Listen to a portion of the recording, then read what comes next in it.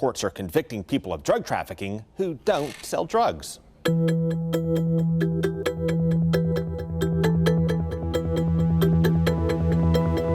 If they look up my charge, it says trafficking heroin. When did you traffic heroin? Never. William Forrester is serving a sentence he did not deserve, according to state leaders, watchdogs, and even the judge who sentenced him. I just squatted down in the corner and cried. This 62-year-old man from Bradenton cries a lot. 16 years ago, doctors discovered he had cancer, and they cut out his lung. Then, after that surgery, you were in a world of hurt. I was in so much pain. That was just the start. Because they had to go in 2 more times. I spent almost a whole year in the hospital. Then doctors loaded him up with pills. I would go get my prescriptions filled, and just the methadone at that time come in jugs like this, and I would take 12 a day. That brings us to his crime 10 years ago. One of the prescriptions had run out, and they wouldn't refill it. It wasn't time, it was too early. Because you took too many, ran out. Because I took too many, and I ran out early.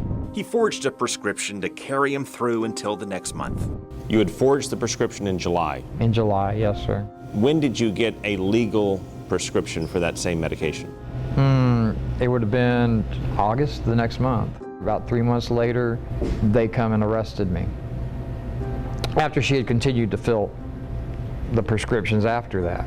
Under Florida law, that's drug trafficking, even though he never trafficked a pill. I took the pills. They were for me. So you trafficked them to yourself? I trafficked them to myself, if you want to call it that, yes, sir. I never thought of that, yes, sir. And under Florida law, that's a minimum of 15 years in prison. The judge called the sentence excessive, but said his hands were tied by the legislature. That removes all the discretion from the judge. And so it doesn't let him look at the facts of the individual underlying facts of the case. Republican State Senator Jeff Brandes says the legislature has abused justice and burned taxpayers in this way for years. They were legislating by slogans, and you heard this, 85%, 10-20 life, 3 strikes you're out. Those types of slogans kind of got into the lexicon and were easy for legislators to push forward.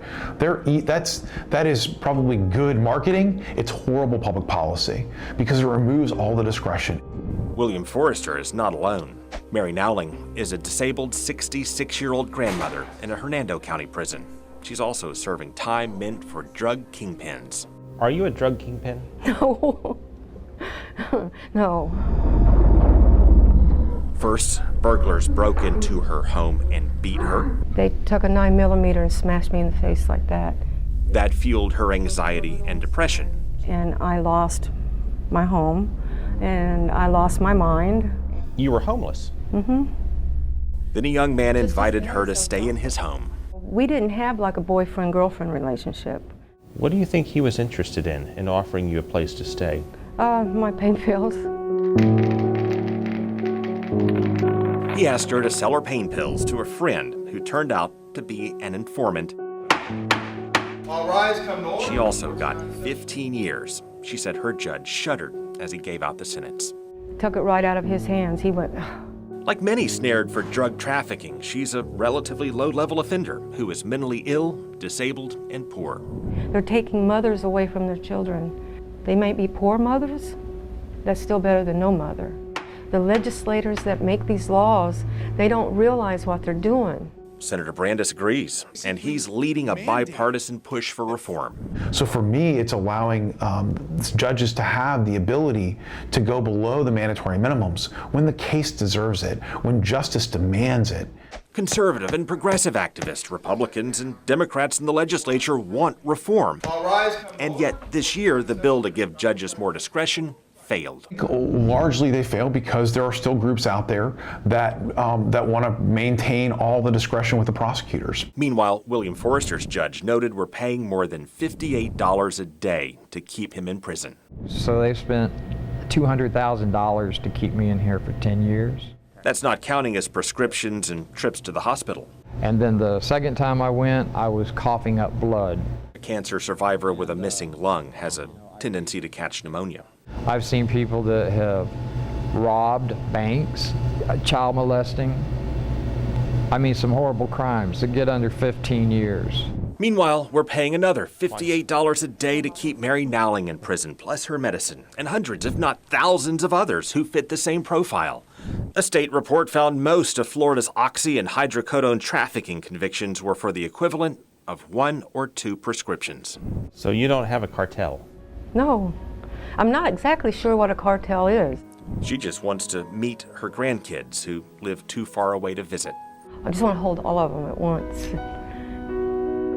Who keeps sending her letters asking for Granny. I would love to read to them.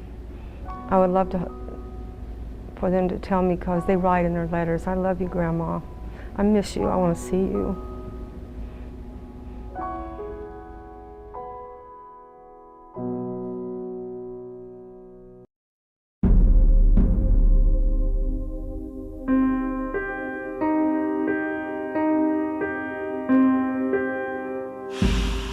I love you. I'm sorry this is happening to you. I don't want to bust your window out. You better catch it. This is the story of a mom named Stephanie, 2 little boys, Robbie and Lance, who aren't so little anymore, and their father, Robert Woodall. He does everything for us. Okay, Robbie. He promised to never leave them again. Say hey. I hope I was able to be a good influence. Actually, they left him. 12 years ago, Stephanie gave birth to Lance, developed postpartum depression, left Robert, and took the boys off to Texas. I watched them out the window, and as they turned the corner, I just broke out and cried. And So his buddies took him out drinking, and on Christmas Eve 2004, he made the biggest mistake of his life. so everybody says they don't think they're drunk, but yeah, I definitely had a few drinks in the club. He got in a tiff with some men in an elevator. A security guard broke it up, but he found them again. He bashed one man in the face, broke his nose, and pulled a gun on another. Pointed the gun at the ground and fired 2 shots. I figured that would stop them, and it did. A bullet ricocheted off the ground and struck the man's ankle. The victim with a broken nose asked the court to show a degree of clemency to Robert for the sake of his kids. But the judge had no flexibility for aggravated assault with a firearm. That's an automatic 20 years in prison. They don't do that anymore. The courts later struck part of Florida's 1020 life law, and state lawmakers changed it more to give judges more discretion. And after Robert Woodall served 11 years, Ooh, good spiral. Who taught you how to throw like that? a judge used his discretion to set him free. And he made a decision in that courtroom and set me free. And I got to come home. In January 2016, the judge ruled there had been an error in his conviction and released him on appeal. Because he came home telling the kids he would never go back. He would never do anything like that to leave. And that was my promise to them. And he worked hard to keep that promise. I get to be with my family. I get to be a father. He poured his savings into a lawn business, then poured his sweat into keeping it going. And after yard work, he found volunteer work. He's got us going to church. He's got us, involved in the schools. And along the way, the boys' grades and spirits picked up. He teaches us stuff about like God and how to do stuff and basically like how to live. Camo in the middle. This would be the story of a man who redeemed himself and brought his family back together. Throw it to your mom. Except for a twist. It just can't happen. It just can't. I don't even want to think about what to say because it just can't happen. While the state changed 1020 life, the changes don't apply to people who had already been sentenced. And State Attorney General Pam Bondi's office said 20 years means 20 years. Her office convinced an appeals court the judge had no discretion to show discretion. So the court is compelling you to serve 9 more years on a law that's since been deemed unconstitutional that the governor has changed. Correct. Which brings us to this. That's for people with a higher pay grade than me, too. The man who spent 16 months in freedom, showing how he's a changed man, got 9 more years in prison. I don't even do anything wrong. He's been home for a year and he hasn't done anything wrong. Attorney General Pam Bondi would not talk to us about this case, nor would anyone in her office. Her spokeswoman replied, "No one is available, though we've been asking since August." But while Bondi won't touch this one, there are still 2 sides to every story. And this one started long before Woodall's crime. We had record high crime in Florida. When State Senator Jack Ledvala helped pass the 1020 life law nearly 20 years ago. What we did is we produced 46-year low in our crime rate to make our families, our neighborhoods safer. Remember, the court did convict Woodall of aggravated assault with a firearm and he did bash a man in the face on Christmas Eve, and the court only struck part of 10-20 life, and he did get 20 years. I don't see any particular reason to retroactively lighten the load. While Latvala is not familiar with Woodall's case, he says changes in the mandatory sentencing law should not apply to those who were already sentenced. These are bad guys. We took them off the street, and I think they need to stay off the street. Of course, some like Senator Darrell Roussan disagree. I think it's wrong for the state to do that. And that's driving this ongoing debate over mandatory minimums. We must get away from the mentality of purely mandatory sentencing imprisonment. That's why we need to give judges a certain amount of discretion. As for Robert, no matter how you feel about him, his victim had asked for some clemency for his family.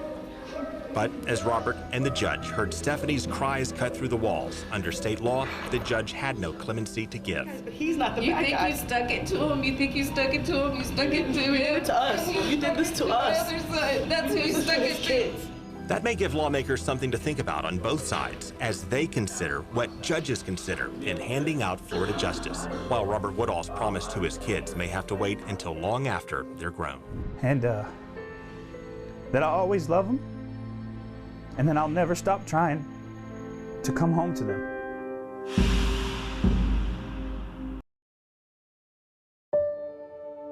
The story of Harold Hempstead would have ended 15 years ago in St. Pete. He admitted to dealing in stolen goods, and a judge known for tough sentences gave him 165 years. He said, "You're a despicable human being, and I hope you die in prison."